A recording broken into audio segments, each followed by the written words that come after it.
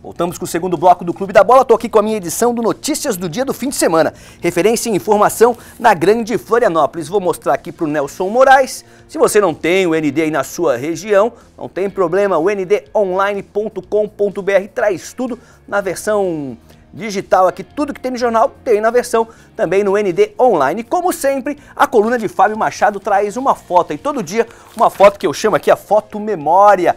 E hoje um pessoalzinho aqui, a seleção catarinense, em homenagem ao Badá, ao nosso convidado Rafael Renzel. Fábio, vai comentar mais. Tinha alguém que jogava nessa foto aí? Mostra pra gente. Fala pra gente, Fábio. Não, eu falo sim. É uma foto até muito curiosa, né? Porque em 79 o futebol catarinense não tem, né, a expressão que tem hoje. A verdade é essa, né? Com times aí sempre na Série A, Chapecoense, o Avaí, o Criciúma, enfim, campeão da Copa do Brasil, o Figueirense. Mas em 79 era uma curiosidade. E a Placar fez essa matéria. O que seria a seleção catarinense? Então ali nós temos o Lúcio, o Beto Fuscão, que jogou na seleção brasileira, o Jairo, campeão em 77 pelo Corinthians, que chegou na seleção brasileira, o Tonho, o Ladinho, né, que foi um ídolo no Grêmio, Falcão, que não jogou em Santa Catarina, mas é catarinense, para quem não sabe, de Abelardo Luz, né, o Xanxerê na época. Aí nós temos aqui o Toninho, né? Toninho Camarão, que jogou no Joinville. Zenon, bicampeão catarinense pelo Avaí e depois campeão brasileiro pelo Guarani, campeão paulista pelo Corinthians. Nós temos aqui o Valdomiro, ídolo no Internacional nos anos 70. Meu amigo Toninho Quintino, que foi atacante do Corinthians, do Palmeiras, nessa época estava no Cruzeiro. E para fechar, o Renato Sá, que jogou também, foi muito expressivo quando jogou no Grêmio e quando jogou no Botafogo. Claro que se fizesse isso anos depois, por exemplo, 2 anos depois, entraria o Lico, que acabaria sendo campeão mundial pelo Flamengo. Então uma foto muito curiosa da então revista Placar, em 1979. Legal. Fábio, vamos voltar para o oeste do estado, conversar com o Badá e também com o Rafael. Você tem pergunta para o Rafael? Tenho sim. Queria, na verdade, dar um abraço aí para o Rafael Renzel, a quem eu admiro muito. Conversei com ele aqui na Ressacada, fiz uma entrevista. Conversei lá em Chapecó nas finais. Fez selfie? Não, eu não fiz selfie. Eu acho que eu não fiz selfie. Eu acho que o Rafael não quis fazer a selfie comigo, né? Mas um dia ele faz. Jantamos juntos, né? Eu acho que todas as perguntas, né, já foram feitas para o Rafael. Eu quero aqui dar um testemunho, né? Eu quero aqui expressar o que eu penso sobre o Rafael. Ele acabou falando agora, na primeira parte, que ele conforta as famílias, né, dizendo que não houve aquela situação de desespero na queda do avião. Então eu acho que só por isso ele já tem aí uma missão, né? Eu acho que é uma missão que ele tem. Eu acho que alguém, um poder superior, deu uma missão para ele. Vai lá e conforte os familiares. Vai lá e conforte os seus amigos. Então eu acho que dentro dessa missão, cada dia ele deixa um legado, ele deixa um exemplo, né? Como você mesmo falou, da paciência, de dar o seu autógrafo, né, para todos, com muita paciência. Então eu não vou fazer pergunta, viu, Rafael? Eu tenho uma admiração muito grande por ti como profissional, sei que tu acompanha meu trabalho também, tu já expressou isso lá em Chapecó, mas eu quero dizer o seguinte, tu tens uma missão e tu está cumprindo ela à risca, com dedicação e, acima de tudo, com muito coração. Parabéns, cara. Obrigado, Fábio. Um grande abraço a você também. Na verdade, eu acho que qualquer pessoa que, de repente, tenha vivido a situação que nós vivemos, teria essa obrigação, né? Eu sempre digo que nós fomos vítimas, né, Badá? E o Alan me deu uma entrevista ontem, quando ele ficou sabendo, ou apontou que vai jogar dia 7 contra o Barcelona, que vai voltar aos campos. Eu fiz uma entrevista com ele na Oeste Capital e ele disse o seguinte, que é a mesma coisa que eu levo para a minha vida. Eu não quero ser o Rafael, que estou aqui do lado do Badá, porque eu fui vítima do acidente. Sim. Não, se eu não tiver talento, categoria, eu não preciso estar aqui. Né? E o Alan falou, eu não quero ser um jogador profissional de jogar na Chapecoense ou qualquer outro clube. Só que não adianta, cara. Isso aí marca e aonde ele for, qual o clube que ele for jogar, onde ele for jogar, ele vai ser o suplente. Vai ser o Alan que estava na queda do avião do Chapecoense, só que ele tem que aprender a conviver com isso, né, ele disse o seguinte, eu não quero estar num time porque eu de pena. Sim. Não. Eu vou botar o Alan jogar. O contrato dele, o prêmio né? O incentivo que o Alan precisava foi dado pelo Inter e a gente tem que saber reconhecer. Com certeza. Que o Inter renovou o contrato dele até o final de 2018. Agora, a partir do momento de 7 de agosto, quando ele voltar aos gramados, aí ele vai ter que produzir. Isso aí. Vai ter que produzir, vai ter que jogar para ou permanecer para Chapecoense, ou ir para o Internacional, ou seguir o rumo da sua carreira, né? A partir de agora. Isso foi muito importante. Ele claro, falou ontem também. Personalidade, um cara de personalidade. E levo isso para minha vida também, né, Fábio? Eu acho que isso é o mais importante, né? É você trabalhar, às vezes as pessoas que agora criam uma visibilidade no Brasil inteiro, né?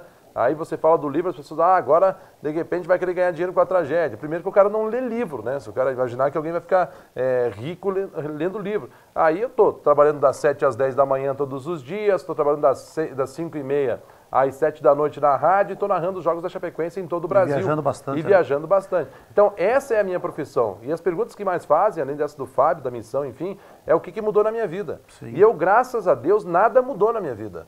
Né? Eu continuo tendo o mesmo ímpeto para trabalhar, para estar com os meus amigos, com a minha família. E eu acho que depois de uma tragédia dessa aí, que lembra, nós somos vítimas lá em novembro. Hoje a gente está vivendo nossa vida na plenitude, né? Estamos voltando aqui no curso normal, no curso normal, como éramos no dia 28 de novembro, de tarde. E que bom que não tiraram foto, o Rafael e o Fábio, porque seria muita feiura numa foto só, mas ele fez um vídeo, acho que pro ND Online. Seria muita feiura para uma foto só, e fez um vídeo, acho que nós dois juntos. Eu acho que cortaram lá, o editor cortou, né? Provavelmente.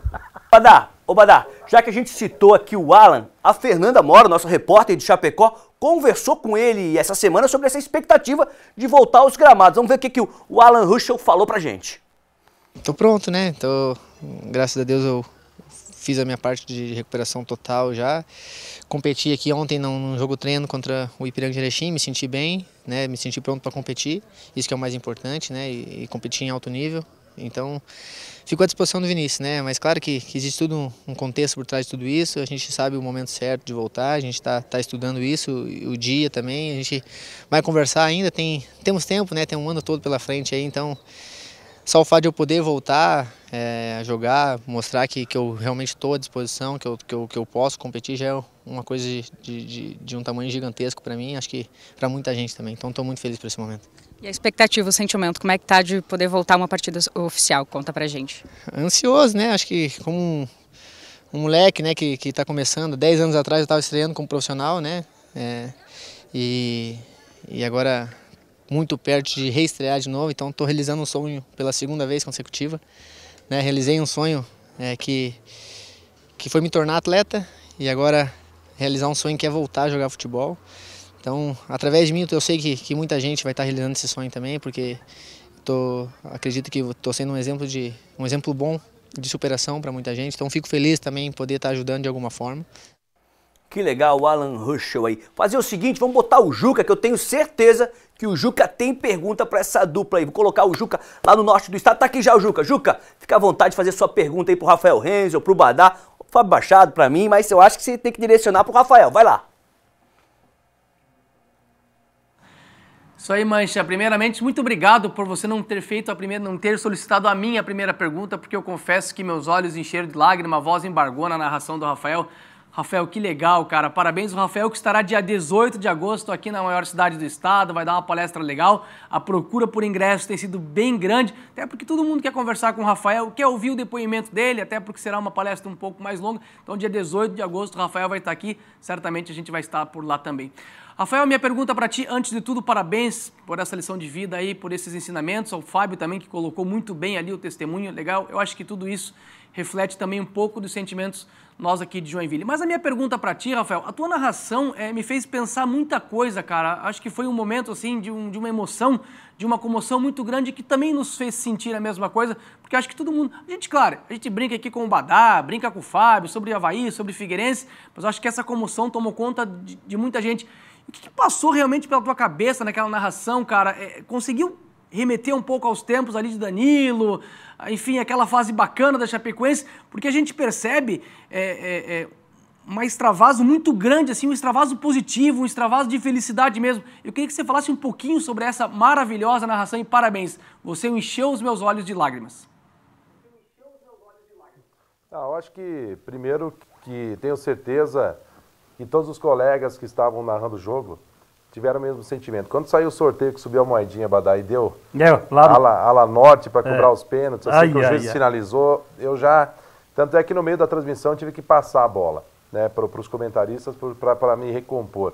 Mas a gente tinha narrações brilhantes da Chapecoense nos pênaltis contra o Independiente, a defesa do Danilo no dia 23 de novembro, do nosso Fernando Duesse, o Gelson Galhoto, Biavati, pessoas que não adianta, quando a gente está numa cidade que tem só um time, talvez, camisa, né? não adianta, a gente convive com o time, a gente sente as dores do time, a gente sente as alegrias do time, então naquele momento ali, eu sempre falo, às vezes não sou eu que estou narrando, às vezes os caras, mas era você que estava narrando o jogo, porque tu extrapola, tu é um torcedor com o microfone, eu sei que é meio, às vezes, complicado se falar isso, né, porque o torcedor ele é extremamente passional, né, mas quando tu vê um cara de amarelo ali no gol, e eu brinco que foi a primeira vez que a gente viu os dentes do Jandrei, né, porque o Jandrei ele tem uma fisionomia, não sorri nunca, não sorri nunca, né, e aí simplesmente veio à tona todo aquele sentimento de uma Copa Sul-Americana, de uma... eu lembro que contra o Independiente ano passado, o Danilo pegou 4 pênaltis porque nós errávamos um pênalti atrás do outro, né? Um pegava... Salvou, né? Salvou, pegou 4 pênaltis. Carregou o time nas costas. Então, isso foi marcante para todos nós, né? E a gente sempre fala aqui, viu, gente? A Chapecoense é um time de uma cidade de 200 mil habitantes, né? Que está se reconstruindo. Tudo é novo para a Chapecoense. A primeira crise depois das derrotas, sim. a primeira demissão de treinador, né? Tudo é muito novo e Deus o livre que isso volte a acontecer. Como é que é o nome desse aí? É o tomate. É o tomate, grande tomate. Ficou mais Bacana. vermelho esse tomate ainda, né? Ficou mais vermelho, Ficou mais vermelho. Então esse sentimento, eu tenho certeza que se em Joinville, Florianópolis, o mata-mata, quando já é o mata-mata, ele já te carrega para esse momento. E aí depois, quando vem o pênalti, né, Badal? Por isso que eu admiro e tenho que dar os parabéns para a frieza dos jogadores da Chapecoense, né, cara? Porque se a gente tava todo mundo nervoso, né? Enlouquecido para que ganhasse, porque havia essa necessidade de ganhar, né? Para a gente manter assim, um alto astral, né? Para a gente ter uma recordação até positiva. Imagina os jogadores. Eu digo, meu Deus, o que não deve estar passando na cabeça dos jogadores? Mas não, eles foram extremamente competentes. Por isso que eu sempre digo que pênalti não é loteria. Pênalti é frieza, é calma, é tranquilidade, é preparação. E os jogadores chapecoenses estiveram muito preparados. E aí o Jandrei brilhou a estrela dele, né? Foi realmente uma noite sensacional, mais uma que a gente viveu na Arena Condá depois de tudo aquilo que a gente passou. E eu brinco, né, que eu não perdi a voz narrando o gol, mas perdi a voz fazendo defesa. Defesa de pênalti. Defesa de pênalti. Então, é um prazer muito grande. A gente vai rodar o Brasil, todos os jogos. Eu sempre brinco, às vezes as pessoas não entendem. Eu não narro o gol adversário, eu lamento o gol adversário, né? Mas é uma coisa nossa, né? Uma coisa de uma cidade que tem um time e ainda mais depois de tudo que aconteceu. Rafael, o Juca já volta para falar mais do Jack, para fazer mais perguntas. Vamos fazer o seguinte, tem umas imagens aí que a gente pegou com a TV da Colômbia, do momento que eles retornaram lá, eles se juntaram, a gente está vendo as imagens aí, queria que o Rafael comentasse um pouquinho disso, né?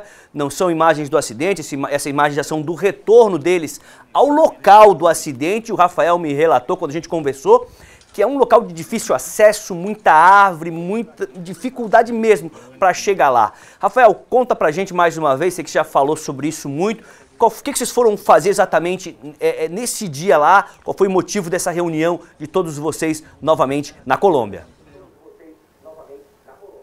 Então, no dia 8 de maio nós chegamos para a final da Recopa, né? Aí no dia 8 de maio, quando fomos sair, primeiro chegou a Alan e Foma e suas esposas, né? Depois cheguei eu e o Neto com nossas famílias, e quando abriu ali a sala de desembarque, tinha 300 pessoas gritando vamos Chapé. E o time só chegaria às 4 horas da tarde, então foi muito emocionante. Dia 9, nós fomos, dia 9 de maio, nós fomos até o hospital, onde todos nós ficamos na UTI, enfim, né? E depois disso fomos para o morro, né?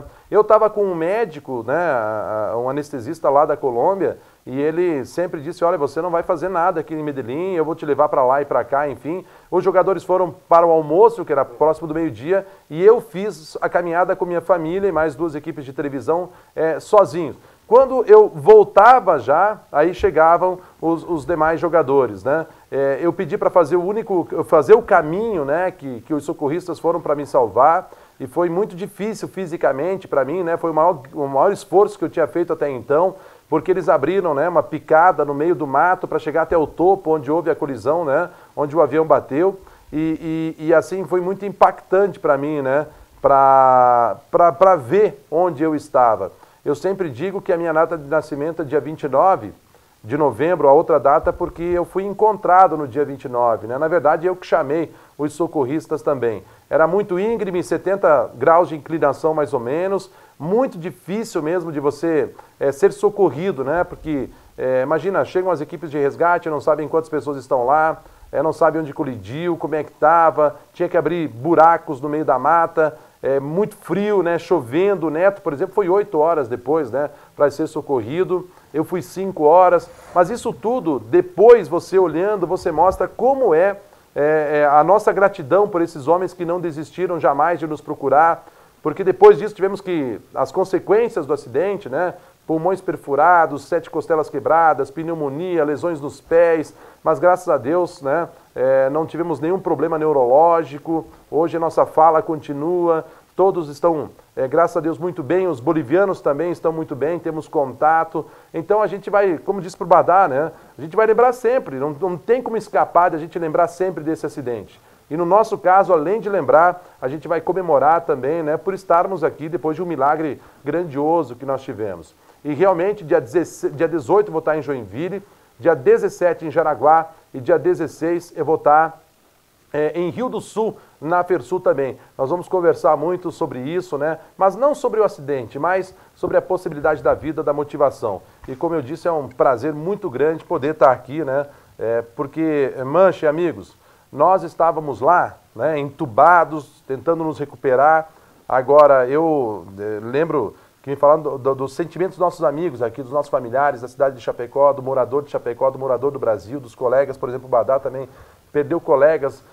Então, o sentimento ao outro, né? A dor do outro, a gente tem que entender.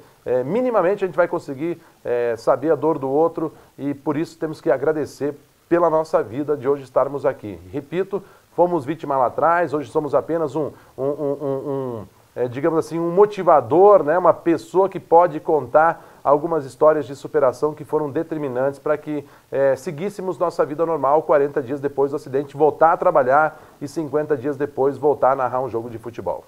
Legal, legal. Já já o Badá volta, o Rafael também, para a gente falar mais sobre o livro que ele está lançando, vai contar o que tem aqui dentro. Vamos falar um pouquinho sobre o Metropolitano com o Emerson Luiz. A Copa Santa Catarina, prevista para começar em outubro, pode ter uma reviravolta e aumento no número de participantes. Além de Joinville, Brusque, Tubarão, Inter de Lages e Barroso, por enquanto são 5. O campeão e o vice da Série B catarinense deste ano estão pleitando uma vaga também. Até o Metropolitano pode disputar a competição se conseguir reverter a posição tomada no Conselho Técnico. Posição essa que não foi bem aceita em Blumenau. É isso, Emerson Luiz. Boa tarde. Boa tarde, Mancha. Boa tarde, amigos do Clube da Bola. Por aqui ninguém ficou contente com essa decisão infeliz e radical, arbitrária do presidente do Metropolitano. Sim, foi unilateral, porque ele não consultou ninguém na sede da federação na última segunda-feira. Ele participou como único integrante do clube, não consultou seus pares e muito menos o departamento de futebol, que vivia essa expectativa de dar sequência ao bom trabalho desenvolvido durante a Série D. Hoje, o Metrô tem um time formado. Tem a garotada, é verdade, precisaria contratar um ou outro jogador. Mas como é que você vai recuperar o crédito depois do rebaixamento no Campeonato Catarinense? Como é que você vai negociar um jogador para tentar abater um pouco essa dívida? E o álibi é a questão financeira, se o jogador não joga, se ele não aparece. O próprio Blumenau, que está disputando a Série C, está numa situação financeira muito difícil e complicada. Mas pode vender um garoto, um atleta da base que vem jogando, se destacando e pode dessa forma dar um salto na questão financeira e dar um abatimento bacana na sua dívida pequena, já que recomeçou esse trabalho. Já o Metropolitano, com essa decisão, deixou, é claro, todo mundo indignado e principalmente a torcida revoltada. Vai ter um jantar de massas agora no mês de agosto. Será que dessa forma, sem futebol, com comida, com jantar de massas, você vai persuadir o torcedor a continuar como sócio, a acreditar no projeto para o ano que vem? Porque teremos futebol só no segundo semestre de 2018, provavelmente com esse embate, com esse encontro entre Metrô Ibeck, que agradece essa posição do presidente, porque vem crescendo e ganhando novos simpatizantes. Grande abraço para você, Mancha, um abraço aos amigos do Clube da Bola. Um abração, Emerson. Fábio, a pergunta é rapidinha, tá? É direta. O clube quer calendário. Quer ter um ano cheio, como hoje tem os times da Série A, como tem os times da Série B, disputam, né, os estaduais, depois o brasileiro. Daí quando tem calendário e é criada a Copa Santa Catarina, tem clube que não quer participar. Eu acho que o clube deve participar, Mancha, deve participar. Se não tem um orçamento muito caro, entra com os juniores, sub-23, mas mantém em atividade. De repente, dali surge um jogador bom para o próximo ano, para o campeonato estadual. Então eu acho um erro. Claro que Avaí está num foco, né? Está disputando a Série A, outras equipes têm outras metas, mas clubes que não têm calendário devem aproveitar sim a Copa Santa Catarina. Legal. No próximo bloco a gente vai falar mais um pouco aí com o Juca Miguel, com o Fábio Machado, com o Badá, com o Rafael Renzel e dar uma só olhada nessa matéria especial. Diz aí, Cleiton. Legal, Mancha. Olha só o nosso convidado de daqui a pouco do Clube da Bola, ídolo Marquinhos, batendo um papo. Combinado, Marquinhos? Combinado, Cleitão. Tamo junto. Mancha, um papo legal. Vai ouvir aí. Legal, daqui a pouco.